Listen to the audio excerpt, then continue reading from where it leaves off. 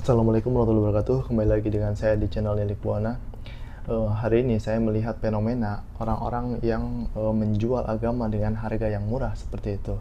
Contohnya adalah orang yang menjual air minum yang diberi celupan rambut Nabi Muhammad katanya seperti itu.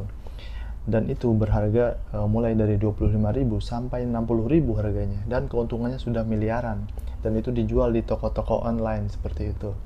Dan jika kita amati dari mana dia bisa mendapatkan rambut Nabi Muhammad, padahal rambut Nabi Muhammad itu sudah 1400 tahun lebih. Dan adapun yang memiliki rambut tersebut adalah bukan orang-orang sembarangan seperti itu. Misalnya museum Topkapi yang ada di Turki seperti itu. Mereka itu kan melalui apa namanya ya? Turki kan pernah menjadi khalifah Islam, pernah menjadi pemimpin Islam selama beberapa ratus tahun, sehingga dia bisa mendapatkan rambut tersebut dengan otoritas mereka seperti itu. Dan dari mana orang-orang yang mengaku mendapatkan Nabi Muhammad selain daripada Topkapi dan sebagainya seperti itu? Itu tentu sangat kita harus curiga seperti itu dan mempergunakan akal kita. Dan juga bahwa Nabi Muhammad SAW dikatakan di dalam Al-Quran bahwa katakanlah Muhammad, engkau adalah manusia biasa dan engkau adalah seorang utusan Allah seperti itu. Di sana dikatakan bahwa dia juga adalah seorang manusia biasa seperti kita, namun dia adalah seorang utusan Allah seperti itu. Lalu kenapa kita agung-agungkan beliau secara fisik seperti itu? Dan kemudian di dalam Al-Quran juga dikatakan bahwa di dalam diri Nabi Muhammad terdapat suri tauladan seperti itu ya, untuk menjadi contoh manusia maksudnya kan. Dan yang harus kita ikuti adalah suri tauladannya, kepribadiannya, kelakuannya seperti itu, bukan fisiknya yang kita agung-agungkan. Sisa daripada fisik Rasulullah yang kita agung-agungkan, misalnya rambut ataupun darah atau semacamnya, kan sudah dikatakan bahwa dia adalah sosok manusia biasa di dalam Al-Quran. Kenapa ada juga yang sampai mengatakan ini adalah darah Nabi Muhammad seperti itu? Ada juga yang meminumnya seperti itu, dan sudah dikatakan bahwa darah itu adalah najis seperti itu kan. Dan kita juga harus berpikir jernih seperti itu. Kenapa kemudian orang-orang tidak menggunakan akalnya seperti itu? Dan padahal di dalam Al-Quran banyak sekali orang yang masuk neraka gara-gara kebodohan mereka. Ada juga orang kafir yang masuk neraka, dan Allah mengatakan seandainya mereka menggunakan sedikit saja akal mereka dan tidak mengikuti ketua-ketua mereka, maksudnya ketua suku mereka atau mereka orang-orang yang besar di antara mereka, mereka tidak akan masuk neraka seandainya mereka menggunakan akal mereka, kata Allah gitu kan. Artinya banyak di neraka itu disebabkan karena kebodohan mereka. Ada juga dikatakan bahwa orang bodoh itu, bahwa kata Allah, orang yang paling hina, binatang yang paling hina di sisi Allah adalah orang yang tidak mengetahui apapun seperti itu. Di sana bahwa jelas substansinya adalah, jadi orang yang saking bodohnya yang tidak menggunakan akalnya itu lebih hina daripada binatang, kata Allah.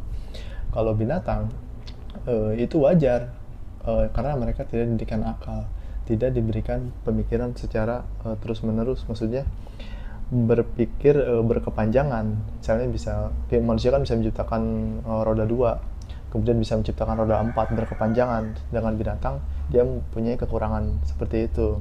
Tetapi ada manusia yang lebih bodoh dari binatang seperti itu, dan itu lebih hina dari binatang di Allah, menurut Allah seperti itu.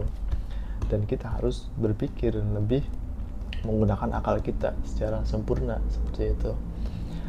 Dan dikatakan juga kan beberapa kali sudah saya kutip bahwa wama yazakaru ila ulul albab, dan tidak akan bisa mengambil pelajaran kecuali orang yang berakal seperti itu. Jadi untuk mengambil sebuah pelajaran kita harus menggunakan akal. Jika kita tidak menggunakan akal, artinya kita bodoh, tidak akan bisa mengambil pelajaran apa-apa seperti itu. Dan meminum air kemudian menjadi berkah, itu seperti apa logikanya gitu kan? Kita juga bingung. Seandainya memang itu kita lakukan karena kecintaan, itu kan ya mungkin bisa dipertimbangkan seperti itu karena kita sangat mencintai Rasulullah. Tetapi dalam beberapa kejadian pun Rasulullah pun tidak mau dikultuskan, seperti ada seorang yang memanggil dia dengan ya Sayyidi, ya Sayyid, ya wahai Tuan gitu kan, ya Sayyidi gitu kan.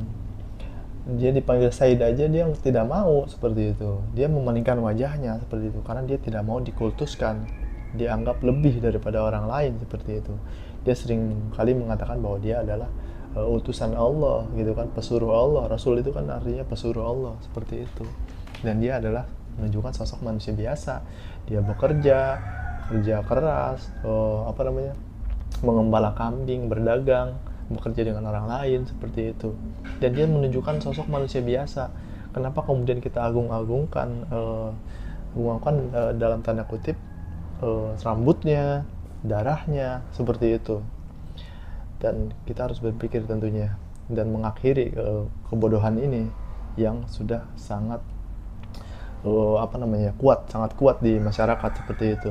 Dan itu juga melalui doktrin-doktrin oknum ulama sesat tentunya yang mengatakan bahwa air celupan Nabi ini berkah gitu kan.